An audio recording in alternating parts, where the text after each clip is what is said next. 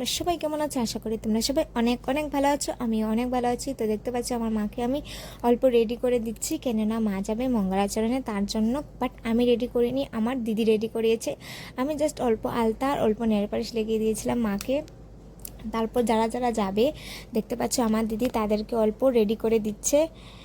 তো এই যে তাদেরকে রেডি করে দিচ্ছে। তারপর আমার মার পুরো রেডি ফাইনাল। আমার মার লুকটা তোমাদের কেমন লাগছে অবশ্যই কমেন্টে তোমরা সবাই জানাবে।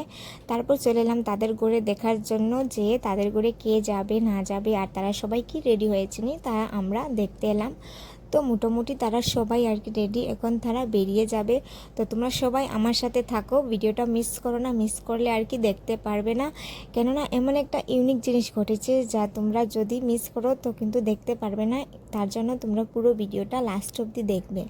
তো দেখতে পারছো এখন তারা সব তত্ত্ব নিয়ে বেরোচ্ছে, যাবে আর কি রোডে যেতে হবে, কেননা তাদের বাসাটা অল্প টিলার উপরে, অল্প টিলার উপরে, তো দিক দিয়ে হয়ে অল্প জায়গা হেঁটে যেতে হয় রোডের এখানে।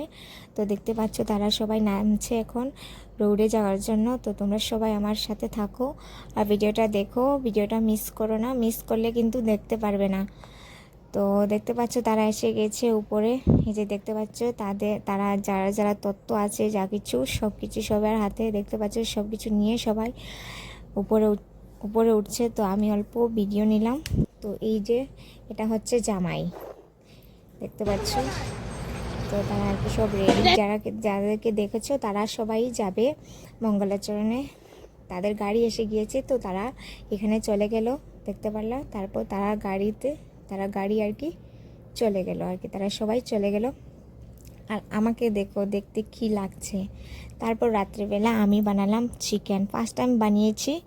মানে কি বলবো তোমাদেরকে, কিন্তু খেতে অনেক বড়িয়া হয়েছে, কি বলবো তোমাদেরকে। তো আজকের জন্য এতটুকু ভিডিওটা কেমন লাগছে